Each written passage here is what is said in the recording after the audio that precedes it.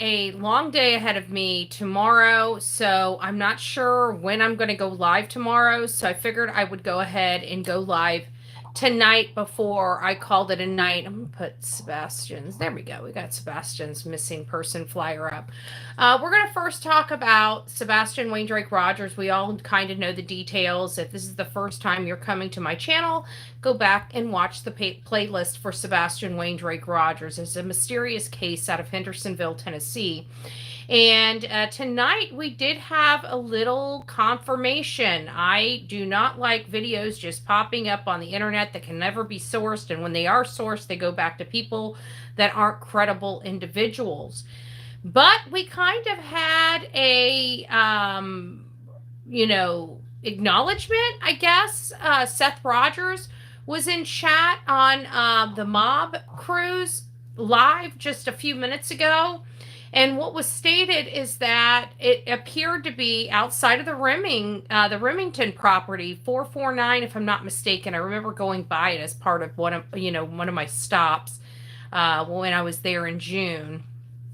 So I'm thinking it was 449 Remington. But it was kind of confirmed by Seth that this is most likely not AI generated. Now, Mob Crew had a much clearer and crisper photo of the capture of the video, and said that what's been floating around is not the original video that was put out. I didn't see the original video. I see what's being put out as the original video. But it sounded like Seth had confirmed the jacket. So he recognized the jacket and he recognized his son. So we can put that one to bed. I don't know if this is generated somehow, but according to Mob Crew and Sebastian's father, Seth Rogers, which I don't see would have any reason to lie, it appears that video is legit, that's going around. Again, it doesn't matter one way or another. Just because somebody has a moment doesn't take away from all the negativity brought in. And it seems awfully suspect, I think, is the other thing that I can think of, because Seth has been sharing Sebastian with us, has been sharing Sebastian with the true crime community since, he disappeared. He was working with true crime people to get his son's name out from the beginning. And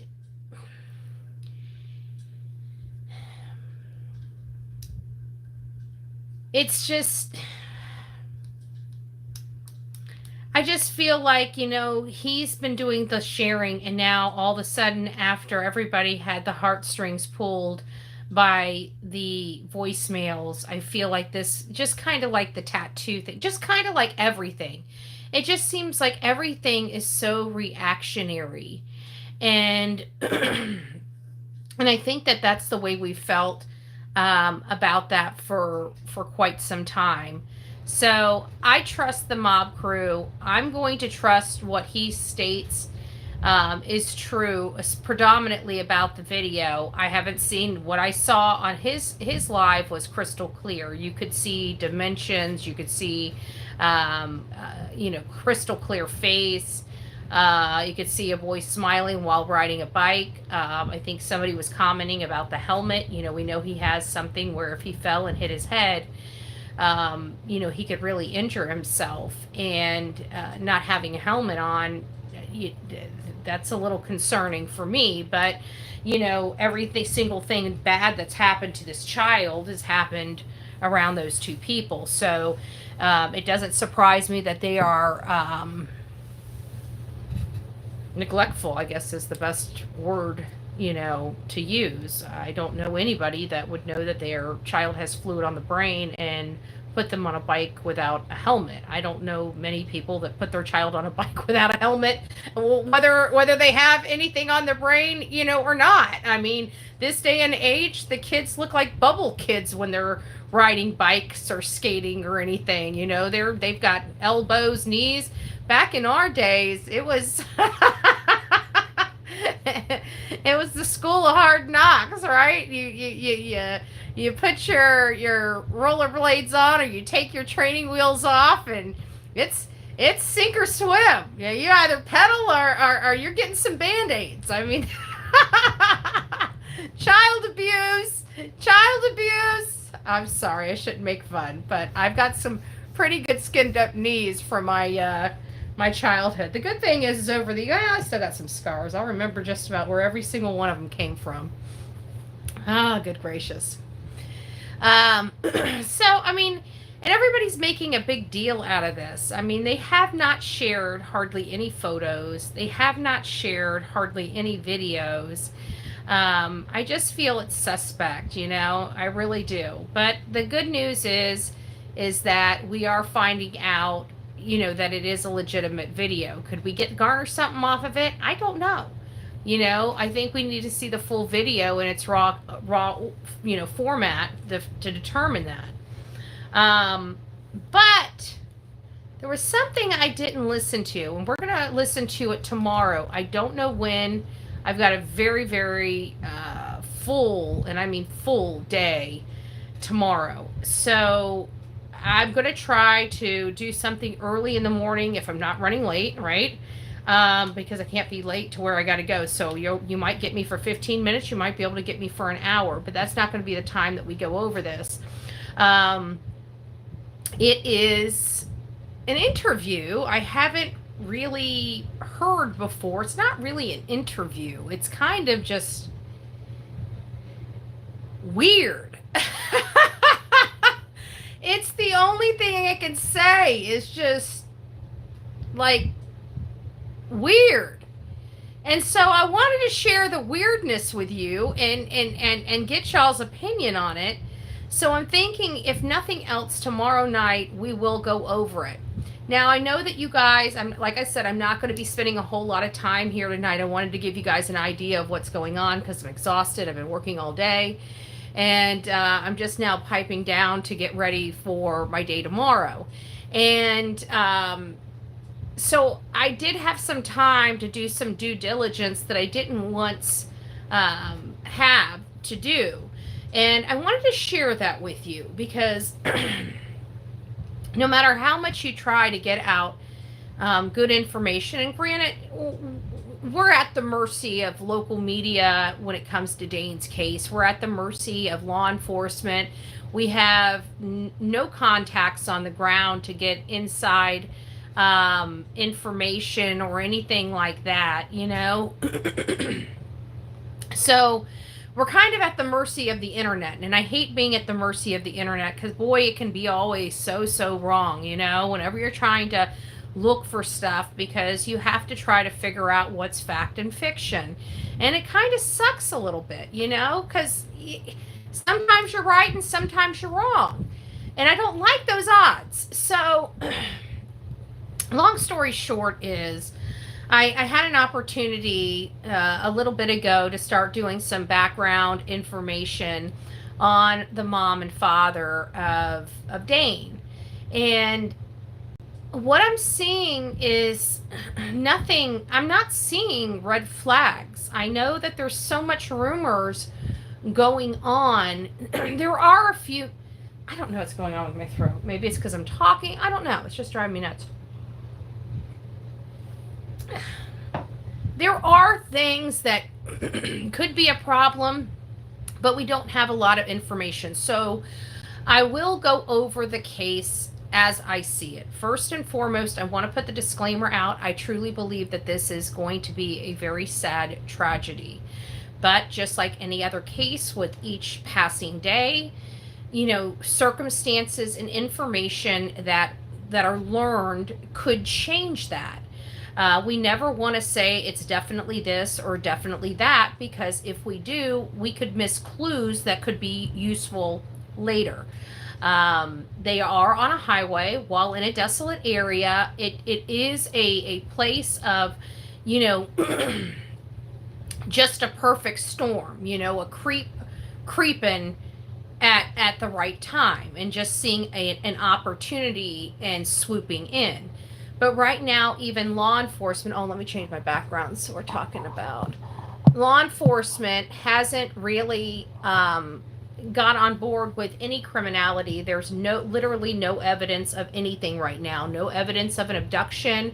The only evidence that I'm aware of at this moment is that there were impressions down by the river that lead law enforcement to believe the child made it to the riverbank. We never, ever, ever. Oh, thank you. I'm not even seeing this stuff. Oh, SPED teacher. It's lovely to see you. Thank you so much. I hope I didn't miss anybody else. It's nice to see you. God bless you. SPED teacher gifted 1 Bullhorn Betty membership. It went to Misty Moon. So welcome aboard. Welcome to this crazy crew we call the Coffee Club. Oh, I got a little thing. Watch this. Hold on. Let me turn it on. Ready?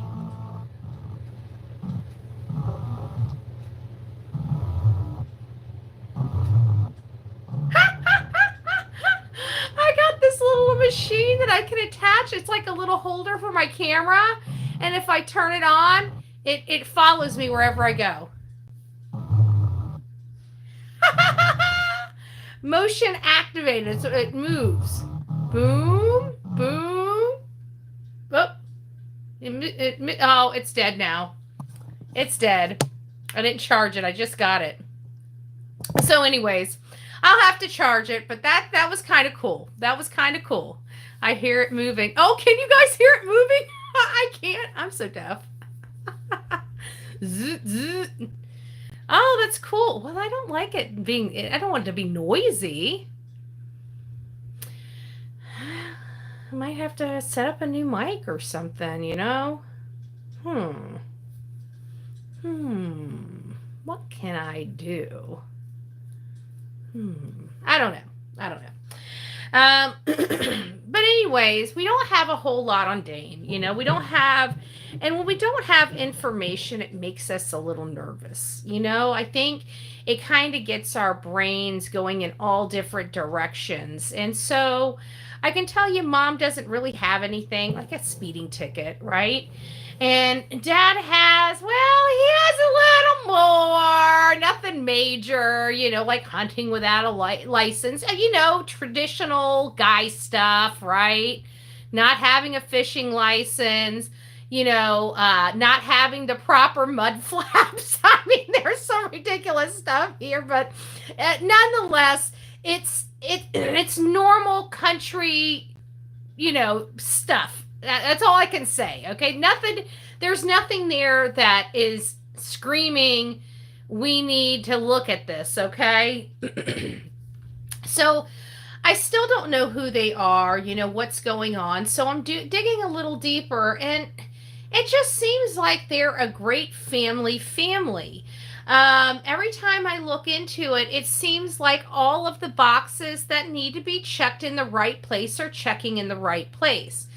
However, some of the news reports are referring to Dane Paulsen's mom as, I can't pronounce her name, like Shamet, I think is what her first name is. It might not be, but they've listed her as Paulsen. And I'm not seeing any type of marriage certificate or anything like that that shows that the mom and dad are married. Not a big deal in today's society.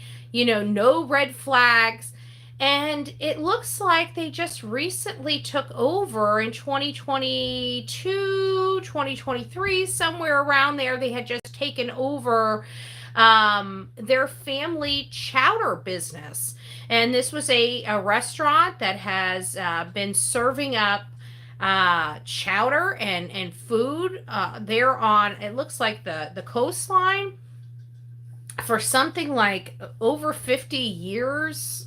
Potentially, I think it was in somebody else's hands, and then their family purchased it, and so then his parents purchased it from, you know, their parents, and now him and you know, his partner purchased it from them. So this was a business that had been around, well established, although seasonal. So that is something that I do put in the stressor category. Why do I say it's kind of in the stressor category?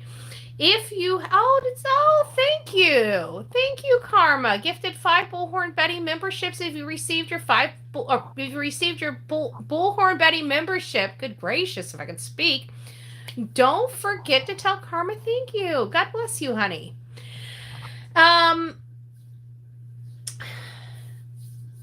it's going in a stressor category because just like any business owner knows, owning a business in of itself is stressful. Okay, it doesn't matter if you have a profitable business or you're starting to get a little tight. No matter what you do in a restaurant business, there is always going to be a stressor, okay? Things aren't coming in, orders are short, you don't have what you need for the week. You're talking about just consuming stress, okay? And having to do it with a smile on your face. So that's the only stressor that I can really see going on with them. They even, there's an article here. I wanted to read it. It's really, she was 24 hours from popping. She was 24 hours from popping. And it talks about the 3 generation owners of the Chowder Bowl and their family restaurant. So it appears that these are his parents. And this is in Depot. And it's Depot Bay's Chowder Bowl restaurant is when his mother purchased it in the 1990s. So his mother's name's Patty Long. And they purchased that in the late 1990s. The business had already was already an institution with a loyal following. Back in the 90s, the Chowder Bowl had already been serving customers for nearly 50 years. That was in the 90s. So they have survived. Oh, thank you, Melanie. They have survived, they have survived a recession. They've survived the pandemic, and they still managed to thrive. Now, they were purchasing this in 2022, so that was kind of after the recovery, portion of our pandemic that happened. So it had stayed in business and really weathered the storms. Patty and her husband purchased the restaurant in 2004. In the intervening 19 years, Long shepherded the Chowder Bowl through unprecedented challenges, notably the Great Recession and the pandemic. If I had known how risky owning a restaurant is, Robert said, I would have never touched it with a 10-foot pole. And people ask how you did it, and Patty and Robert replied in unison, blood, sweat, and tears. Lots of tears. That's a stressor, right? And so that's the only stressor that I really see. Could there have been other stressors like financial? Maybe the business isn't doing well. Maybe they weren't managing it properly. We don't have any of that information. Right now, they look like the average family doing the normal stuff. They were a staple business owner in the area. They had a legacy restaurant, it seems like they were just trying to get along. I may bounce around in the evening, but Betty is my favorite. Aw, it's so sweet. I'm in North Idaho. What's this sweet baby's nationality so I can keep an eye out? He's white, brown hair, and green eyes. There he is, right there. I don't know if there's any. I mean, they're like a Shamet. It seems like an interesting name. I wonder if that has anything to what that means, where that name came from. It's my name is very unusual as well. My real name. So, but there's purpose behind it. So it makes you wonder, what was the purpose? Because you don't hear a lot of, if I'm pronouncing the name correctly, Shemetz, I may not even be, I may not even have that right. Seems he may be in the river. Sounds French. Oh, thank you, Sasha. I was wondering if he may be Hispanic or part Native. Yeah, I have no earthly idea. I have no earthly idea, but I do agree with this case so far. Really, really is leaning that the baby got in the water, and the anything other than that at this point is going to be, just it's going to be like an aggravating heartbreak. Like it's already heartbreaking enough, but it sounds like this child, followed people. They were talking about a guy that went down there to work on the pump, and he'd just follow him down. So he knew how to get to the river's edge. And, you know, as much as we would like to think that the mom just took her eyes off of him just for a few moments, those few moments may have been a lot longer than she had thought. I mean, I can only go off experiences for me. And I remember, and I hate referring to kids, and I get beat up enough because really all I have is animals to work with. I don't have children running around the house, right? And I remember one time I took Delilah out. I was only meaning to come in. I meant to watch her through the window. And I came in and she was in the backyard. And then I got a phone call. Then I sat down in front of my computer. Then I got busy on that. And I realized that I look up. I realized she's not in the house. And I'm like, I thought maybe I locked her in a room. And then the light bulb went off on my head. She never came in from outside.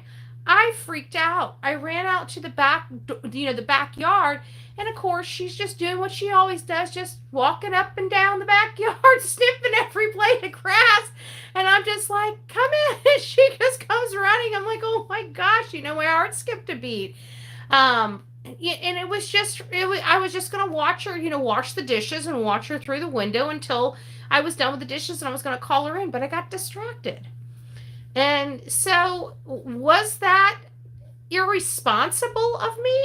Absolutely. It was absolutely irresponsible of me. Did I mean to be irresponsible? No. Could something have happened that Delilah got really hurt? Yes. Yes. So, it comes down, and you guys see how much I baby this pup. It's never happened again, right? One time's enough. That heart. I'm telling you, she comes in when I come in. She does. I'm not watching her through the window no more. Okay, I've learned my lesson. But in that moment, could something bad have happened to her where she got injured, lost, or dead? Yes. Yes.